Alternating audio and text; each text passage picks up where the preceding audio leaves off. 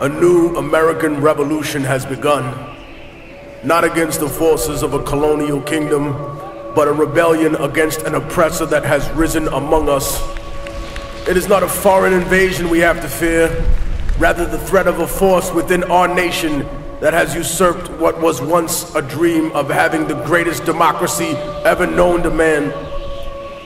We now live in a world where the population has grown exponentially, and the planet is running out of resources to sustain us all.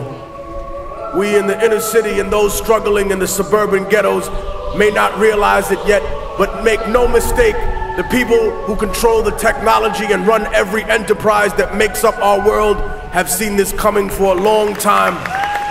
The ideas of renewable energy, global warming, the idea of collectively working were purposefully bought out, derailed, demonized, or corrupted in favor of an economic structure designed by a monetary caste system.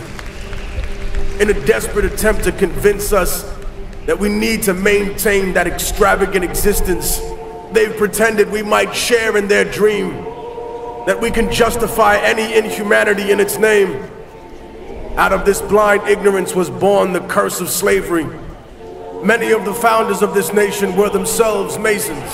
That is not a left-wing or right-wing conspiracy theory. It is a widely known and accepted fact. So then explain to me how a nation founded by men who not only understood the long and complicated history of Europe, but also that of Africa, could permeate such a lie in convincing the American public that one race of men was superior and one inferior.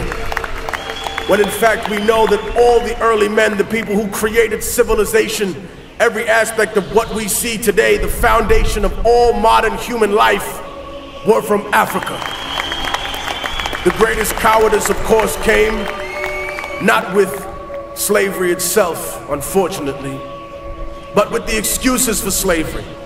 For if America had been as brave as the Roman Empire and all other empires that had come after her, and claimed, no, we were just stronger, and that's why we took you, then when slavery was over, racism would have probably followed in suit.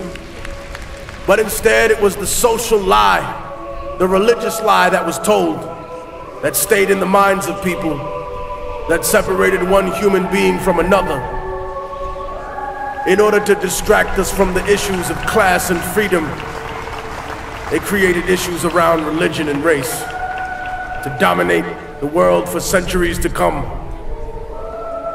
Some claim that they respect the culture of life in this country. They cry out for the indignity of children that are slaughtered before they are born. But God has not penetrated their souls, for they have no empathy, nothing in their cold hearts for the hundreds of thousands of lives we have taken in our wars overseas, for that which they call collateral damage, which are the burnt and damaged children of the world. They have no prayers for them, only snide commentary on the internet and laughter in their hearts, and yet you claim to be one with God. We talk about immigration in this country. Might doesn't make right, ladies and gentlemen.